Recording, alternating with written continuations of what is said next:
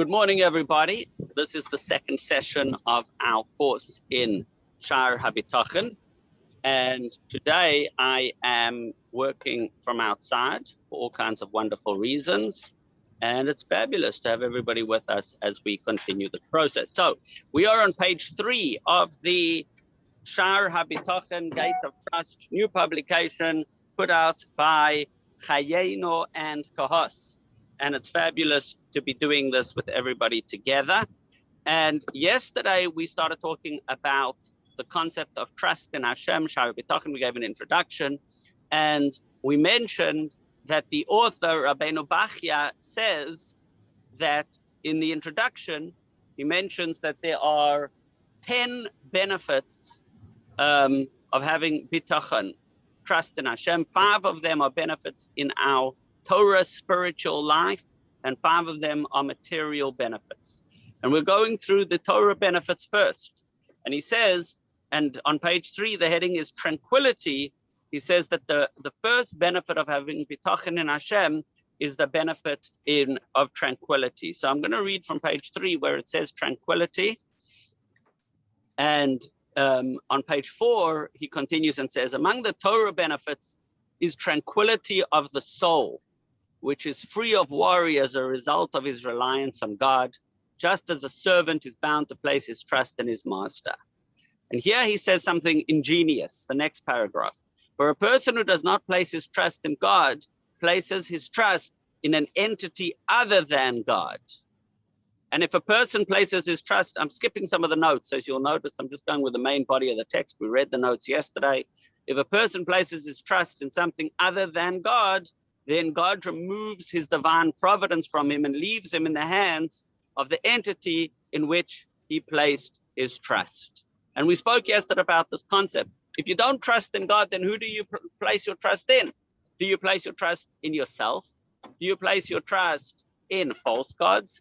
Do you place your trust in your investments, in your business, right? These are all very insecure places to put your trust. You're much safer if you trust in Hashem.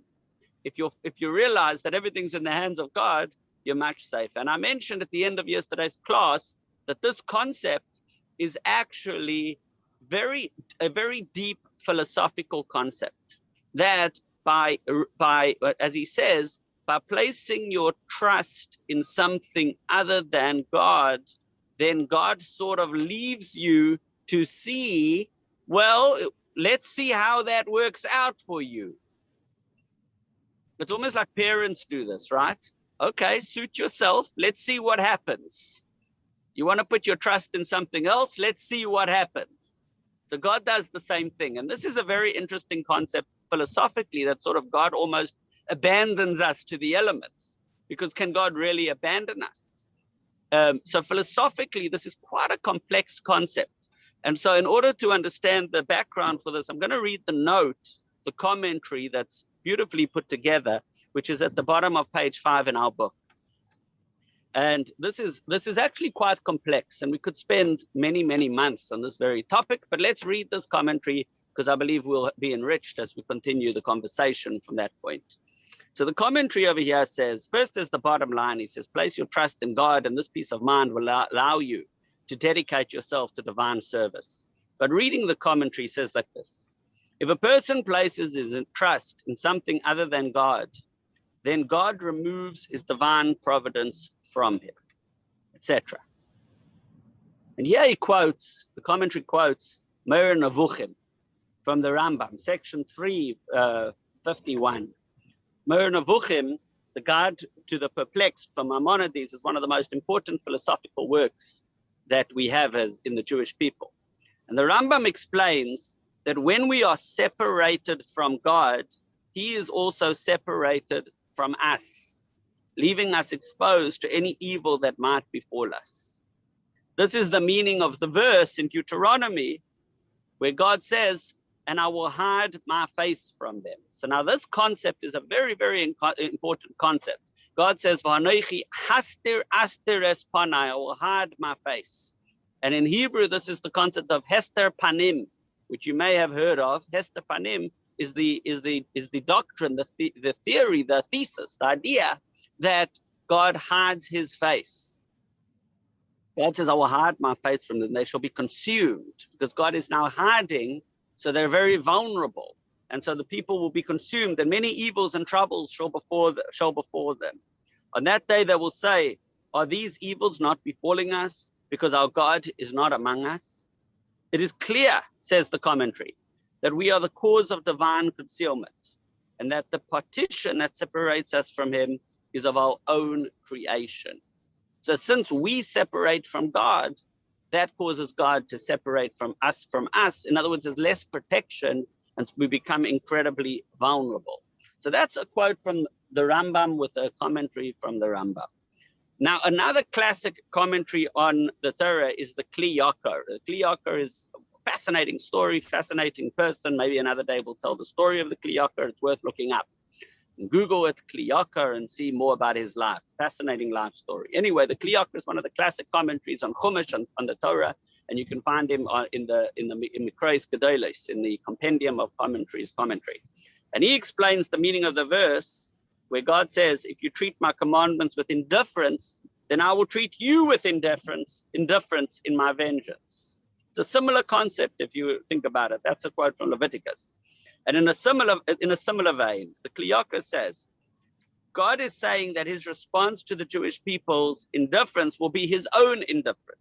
In other words, the removal of God's providence from a person who trusts in others rather than God is not a punishment, but a natural consequence. Now, if I had to tell you to highlight or star some, or underline some words, I would say these are important words. We're saying this isn't even a punishment, as you act with God a certain way, he'll act with you the same way. So if you're not believing or trusting in God's individual divine providence, so he'll say, okay, suit yourselves, let's see what happens to you. Now, but all this requires commentary, and let's read some even further commentary. And the next few paragraphs are paraphrasing. If you look at the bottom of this whole quote, it says, Likutei Sichos, volume 31, page 171, and volume 18, page 199. And Likutei Sichos is a compendium of the Rebbe's talks and published talks written in essay form, which explain the Rebbe's view on the subject. And it's fascinating. This itself, as we're saying over here, is a fascinating concept. And there are two major places where the Rebbe addresses this topic. Let's read it over here, and then we can see if there's any questions or comments. A person's existence is dependent on God's providence and kindness. When he chooses not to acknowledge this and places his trust in something other than God, then God, so to speak, responds in kind. If you do not acknowledge this reality and you do not need me, then I will indeed remove my providence from you, and your destiny will be in that which you place your trust. This does not mean that God removes his providence from the person, because remember, everything is divine providence. If everything is by divine providence, and as we've learned in Tanya, that God is constantly creating the world and nothing comes into existence without God's constant involvement, how could you ever say that God removes his providence? That's a fantastic thought to think about, and a great question on this whole concept. So here we have a commentary, and this is based on the Rebbe's commentary, and that is, it's a very deep idea. He says, rather, he obfuscates his involvement. He obfuscates. Everything becomes cloudy. Everything becomes cloudy. It's not that God actually removes himself, but it's that everything becomes absolutely unclear. Although everything in the world comes from God, there are two layers of divine providence. And the first is inner providence, and the second is external providence. So I opened up the Sikha to get the exact wording of the Rebbe. In Hebrew, the words are hashgacha pnimis and hashgacha chitzonius. Hashgacha pnimis and hashgacha chitzonius. Inner providence and external providence. So the concept of inner providence is like this. Let's go back to the translation. In this greater layer, in inner providence is the greater layer, God's involvement is not hidden in natural phenomena. and his fingerprints are quite apparent. The person can detect a supernatural force guiding his life. In other words, the more trust you place in God, the more you get to see the hashgacha pnimis. The more trust, the more you recognize that everything is in God's hands, the more you see the hashgacha pnimis, you see how God is actually running the world, and you see the fingerprints of God. On the other hand, when you trust in other forces, be it yourself, be it your business, be it your doctors, be it the little pills that you think are giving you health, or be it anything else, and forget that it's all ultimately in God's hands, then you become subject. You never lose God's providence, but God's providence becomes obfuscated, and instead you're subject to what we call hashgacha chitzonius, external providence. In this lower layer, God is also the ultimate source because everything comes from God. You're never out of God's hands. However, this is concealed by natural entrapments. By giving importance to the natural means, by giving more importance to the natural means than they really deserve, so you sort of relate to it through that, and then everything becomes unclear. It all becomes muddy. The person cannot detect that God is involved, not because God isn't involved, but because he chooses not to. Ultimately, it's a response to your own choices. The person cannot detect that God is involved, and he feels as if he's leading his own destiny, a life of his own. Sorry, he's leading his own destiny. He's living a life of his own, a subject to the whims of nature. This is because he has chosen to put his trust in fickle elements rather than God himself. So the bottom line, according to the commentary here, is why choose anxiety if you can choose tranquility? You have to put your trust in something. Why put yourself in the hands of the means rather than in the by which God runs the world, rather than in the God himself who is running the world? And it's a choice. It's a choice to give undue importance to the instruments and the vessels of God's providence, or to recognize God who's behind the whole story in the first place. Okay, that's the idea over here, and we're going to come back and we're going to circle back to this in much greater length later in the book. I do have a question for you all. It's a very technical question. As you can see, I'm outside. There's someone mowing the lawn in the neighbor. Can you hear a lawnmower, and is it messing everything up, or it's okay? I am completely tranquil. Okay, so if you've got tranquility, I'm the only one who's bothered by a lawnmower. And I guess the lesson from today's class is I should ignore the lawnmower and focus on the creator, the universe, who is breathing through or creating the whole world at every time. And there's some kind of hashgacha pratis at play. And maybe that's the lesson over here, is ignore the distractions and recognize the hand of God in everything. You got my message. Okay. Any questions or comments about this idea? It's a very, very deep philosophical concept. Does anyone have any questions or comments about it? It's interesting to note that the verse that the Rambam quotes is the verse that we quote that, how do we know that Purim is from the Torah? And it quotes, I will hide my face and so on. Or how do we know that Esther was from the Torah? And, again, it reinforces the comment that Hashem was there throughout the Purim story, but it seemed to happen in a natural way. That's an excellent commentary. You're right, 100%. And that says Esther in the Torah, and how do we see Esther in the Torah? The interesting thing, Judy, is that we're looking at this from the other side of the miracle, right? We're looking at the story. We look back at the Purim story and we realize that God was there all the time. But could you imagine the sense of abandonment that the Jewish people must have felt at the time when Haman's decree came along and a decree to annihilate all the Jews, men and women and children in one day. And it's interesting, the Rebbe's commentary on this topic, actually one of the most famous commentaries from the Rebbe on this whole discussion is from the Purim, in a Purim discussion. The Rebbe quotes the Gemara, where the Gemara says, the Gemara discusses why the Jews deserved such a decree. And the Gemara says, Kiven shenena misudasa shel oisei rasha, it's because the Jewish people participated and benefited from the feast of Achashverosh, that they participated in Achashverosh's feasts. And the Rebbe points out that what happened in that story is that the people thought that they need to go and please the king by participating diplomatically in the court and palace intrigues and palace involvement.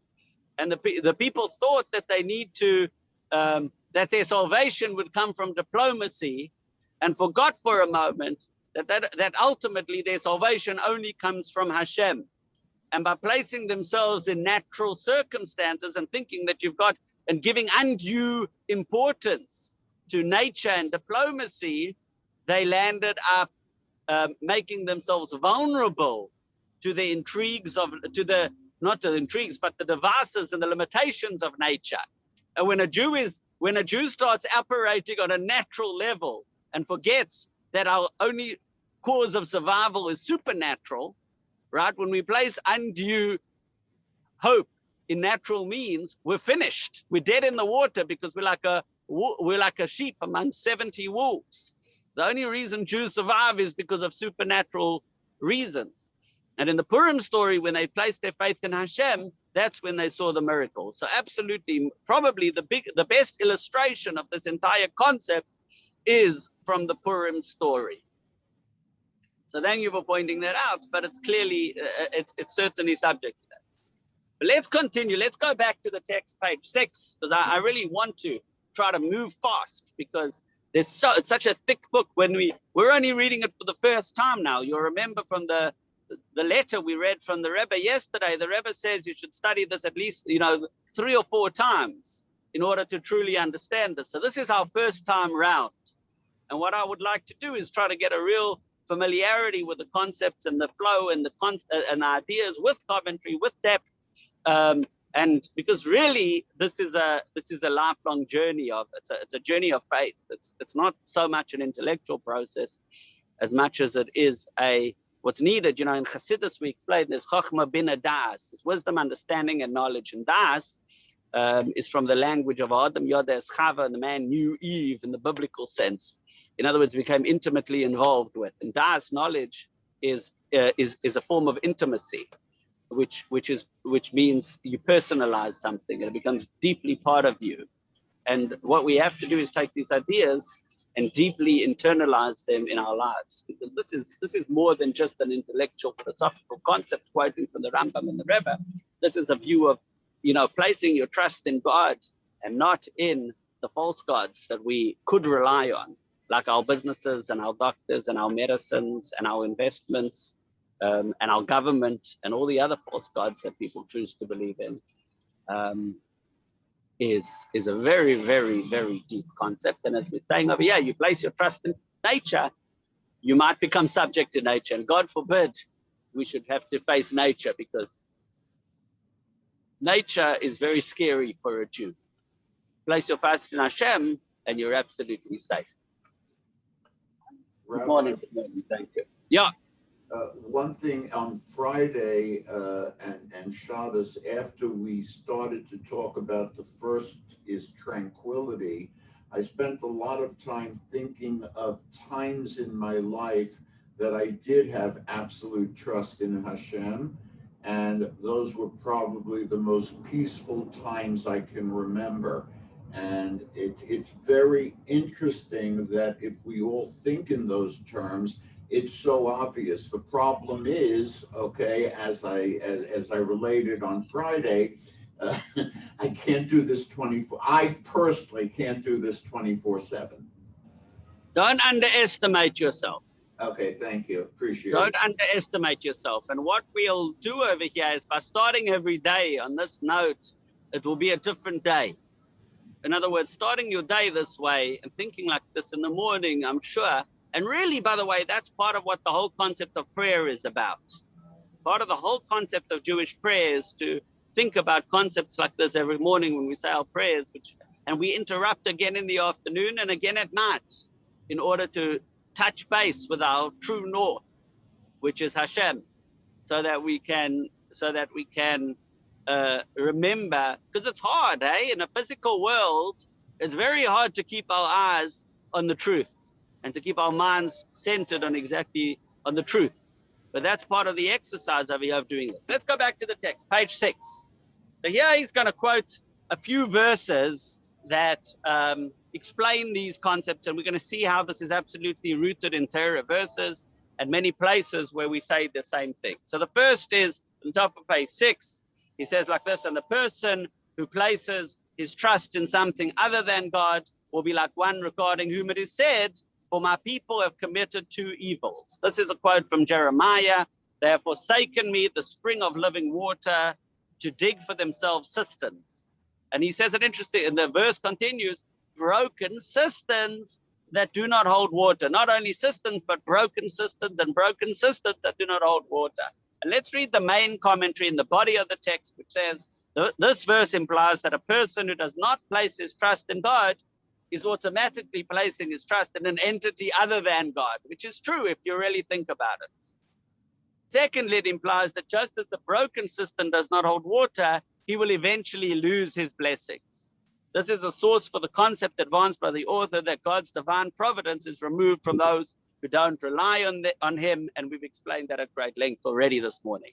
And another verse which says, and as the verse says in Psalms, they exchanged their glory for the likeness of an ox eating grass. The commentary again, this verse refers to the time when the Jews worshipped the golden calf, substituting God for the image of a grass-eating ox. In subsequent verses, it states that God was ready to destroy the Jewish nation as a punishment were it not for the fact that Moses interceded on their behalf. Yeah, too, we see that as a result of the Jews substituting God with another entity, God was ready to remove his providence and destroy them. Now, the next verse is a very famous one, and I wanted to get to this one to spend a little bit more time, and it says like this, page 7 at the top of the page, and as the verse says in Jeremiah 17:7, and you might remember this verse, which is, Baruch HaGever Asher Yiftach B'Hashem B'Hoya Hashem Mivtachoi. Blessed is the man who relies on the Lord, and the Lord will be his support. When do we say this verse? Baruch HaGever Asher Yiftach B'Hashem B'Hoya Hashem Mivtachoi. When do we say it? Birkat Hamazon. In Birkat Hamazon, in grace after meals, in benching. Every time we eat a meal, we finish our meal by doing the grace after meals, especially if we eat bread or when we eat bread. And we end off, Baruch HaGever Asher Yiftach B'Hashem V'Hoya Hashem Mivtachoi, which is one of the most amazing verses. Think about it. Well, Nara Yisi, some people say, and we can examine why and enlighten this, or why they do or they don't. But it says over here, blessed is the man who relies on the Lord, and the Lord will be his support. Right? Blessed is the man who relies on the Lord, and the Lord will be his support. Now, it's interesting. I don't know why, but now he quotes from Tehillim, and then he goes back to Jeremiah and quotes another verse from the same section of Jeremiah. And I don't know why he goes from Yirmiyahu and Jeremiah to Tehillim and back to Jeremiah. Maybe because the first two are positive and the next one is negative. That might be the reason. That's probably the reason. But he says now you have a similar concept in Tehillim where it says, Ashrei HaGever, Asher Sam Hashem Mitach V'Leifanav Ra'avim V'Chasatei Chazav. As it says, fortunate is the man who made the Lord his support and did not turn to the haughty and those who turn to falsehood. And finally, we have a verse again from Jeremiah in the same section of Jeremiah. And those of you that have been taking the class in the Haftorahs with us on Friday mornings will recognize these words because we had them several weeks ago. We read this Haftorah in Jeremiah. We read this Haftorah several weeks ago. And there it says the same thing in the negative, which is a less famous verse, but it says everything. And maybe because it's negative, we don't quote it in our benching, but it says everything as it says in Jeremiah. Oror HaGever Asher Yiftach Ba'Adam. V'som basos roye min Hashem yasur liboy. So in benching, we say, Baruch HaGever Asher Yiftach B'Hashem. In grace after meals, we say that. And but in Jeremiah, it also says, Oror HaGever Asher Yiftach B'Adam. In English, as it says in Jeremiah 17:5, cursed is the man who relies in man. Should say on man, I think. Cursed is the man who relies in man and makes flesh his arm and whose heart turns away from the Lord. So if you look at the first verse on page 7, it says, blessed is the man who relies on the Lord, and cursed is the man we just read who relies on man. In other words, there's nothing more scary than relying in human beings. There's nothing safer than relying in God, relying on God. You're never safer than if you're in God's hands, or if you realize you're in God's hands. You'll never be more tranquil than that realization. And there's nothing more scary than putting your faith in human beings. Reliance, And if you know yourself well, as I know myself, the last person I want to put my trust in is me. So you're never safer than if you rely on God, and you're never more vulnerable than if you rely on human beings, which is a fascinating concept. And if you think about it, it's absolutely true. But, and we still have to realize this more deeply, because a lot of people do feel vulnerable. If you say it's in God's hands, they're not sure if we can really trust that, especially because of all the calamities that have happened in Jewish history. So there is a serious question underlying this whole concept. There is a serious question underlying this whole concept. And it's a very major question, and we're going to address it.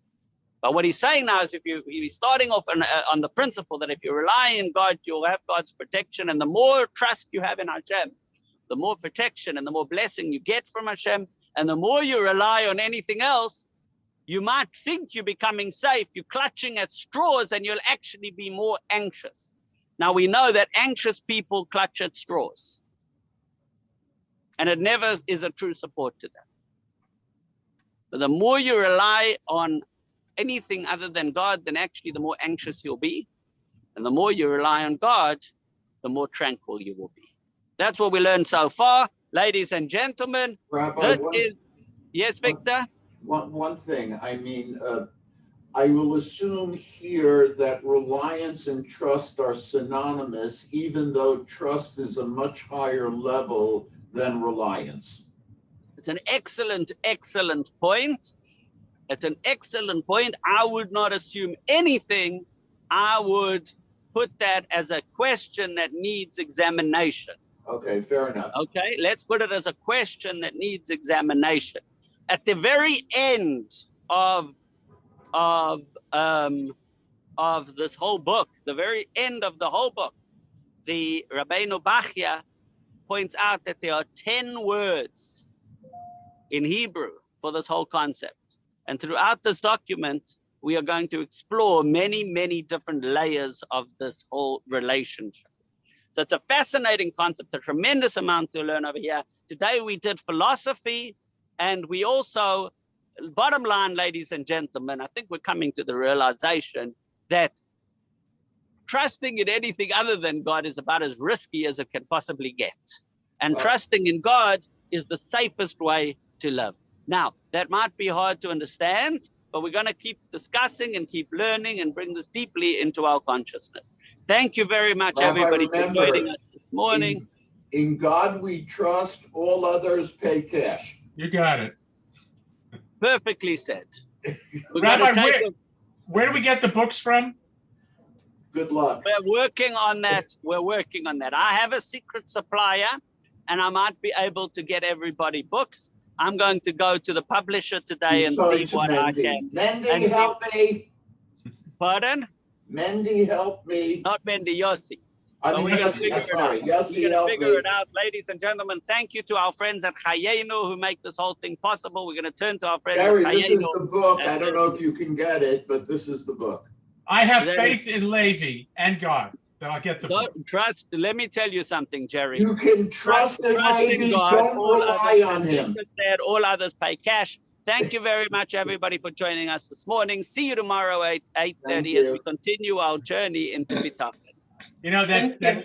there was a poster at the 116th Street station in New York, similar to your point, Victor. It had a big sign that said "Jesus saves," and somebody wrote underneath it, "But Moses invests."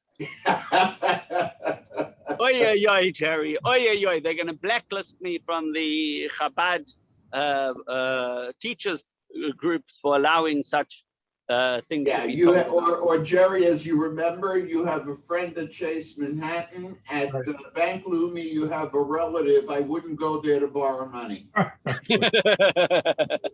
Okay, thank you very much, everybody. When's your Thank next you. class, Rabbi? You have a class at 10 o'clock? 10 o'clock class? Yeah, Talmud at 10. See you then. Bye-bye. Okay, Talmud at Thank 10. you.